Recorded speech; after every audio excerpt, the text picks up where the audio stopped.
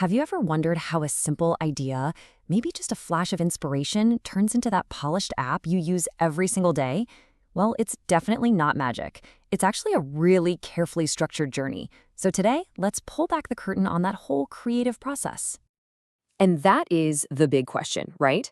We're going to peel back the layers of the user interface and take a look at the invisible architecture that makes a digital product actually work, starting with, you guessed it, the foundational blueprint. So, before anyone even thinks about writing a line of code, a team needs a solid plan.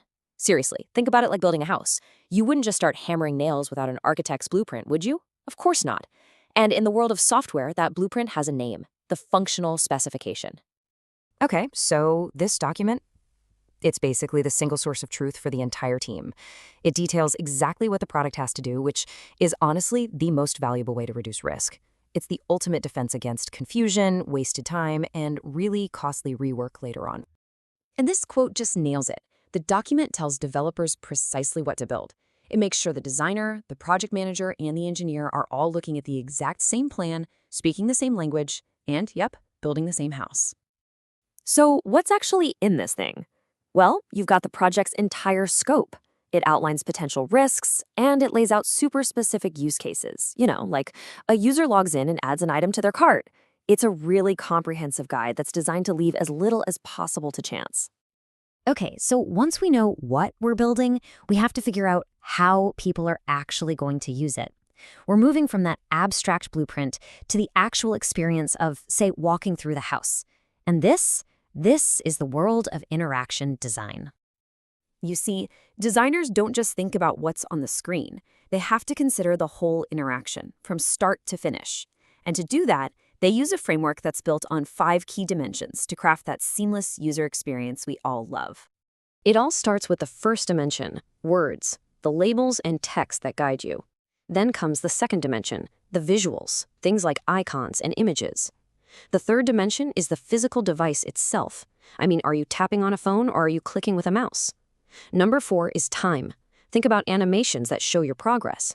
And finally, number 5, behavior, is how all of this comes together and responds to you. It's a complete sensory package, really. Now, to make these interactions feel natural, designers lean on some core psychological principles.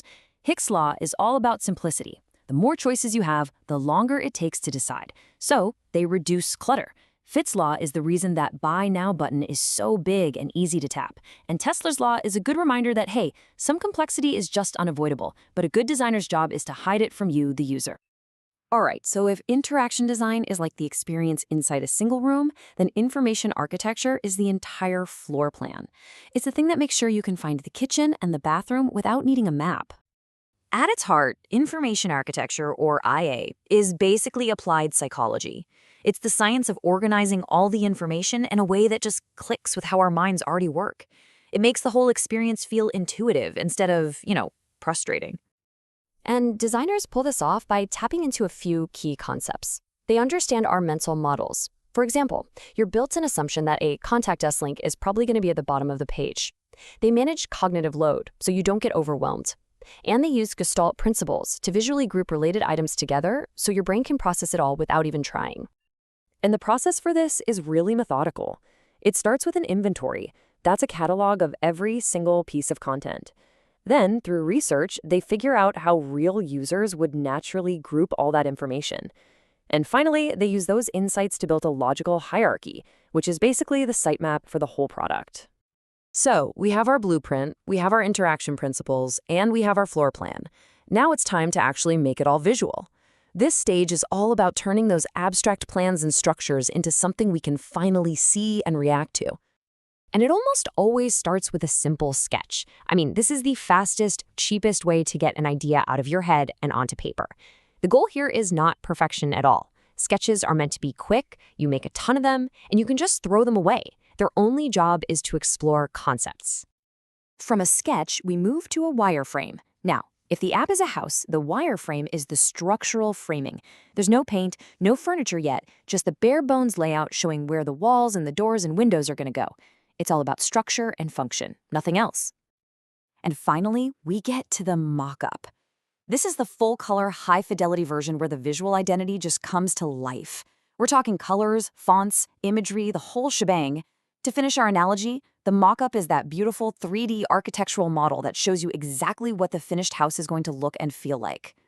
So, the next time you find yourself effortlessly navigating an app, just take a moment. See if you can spot the signs of this hidden process, that clear information architecture, those intuitive interactions, that thoughtful structure.